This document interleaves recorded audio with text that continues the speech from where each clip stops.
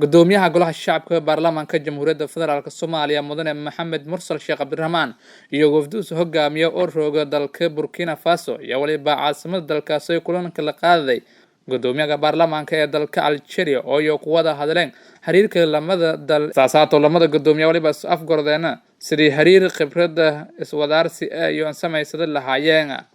shirjaraa'id oo si wada jiraan qobadana iyo waliba gudoomiyaha baarlamaanka ee dalka Algeria Sulaymaan Shaynaan وفاهم كوبي والياو يوسك أفغردنا. كان مع السيد رئيس البرلمان في الصومال الشقيقة، تداولنا عدة قضايا مشتركة وتبادل الخبرات والتجارب،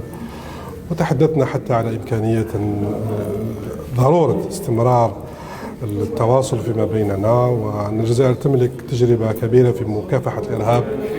وخاصة من خلال ميثاق السلم والمصالحة الوطنية وآليات الأخرى في محاربة التطرف وفي صناعة السلم والأمن بين البلدين. ونحن إن شاء الله سيستمر التعاون فيما بيننا في نقل الخبرات والتجارب وفي تضامن مع إخواننا ومع أشقائنا في الصومال، وروابط التي تجمعنا كثيرة، وهي من هذا الباب إن شاء الله سيستمر هذا التعاون بزيارات متبادلة بين البرلمانيين. شكرا. قدوميها قلعة الشعب كمدن محمد مرسل شيخ عبد الرحمن يولي باشيغي كلنك انتو السعودي انيوسك افقردين اني اللي هو جهريرك لماذا ودن ايونيتوي سيدي واد الشقين ده مر الله هايتي لماذا برلمانا wuxuu ku saabsanaa kulan oo labada baarlamaan say isaga kaashan lahaayeen khibradaha في نفس الوقت الجزائر والله سعودان الجزائر ووطن argagixisada in badan la soo dagaalantay baarlamaankana maadaama khibradaha qaar uu u baahan yahay marka inaan iska kaashano wixii khibrada labada dawladood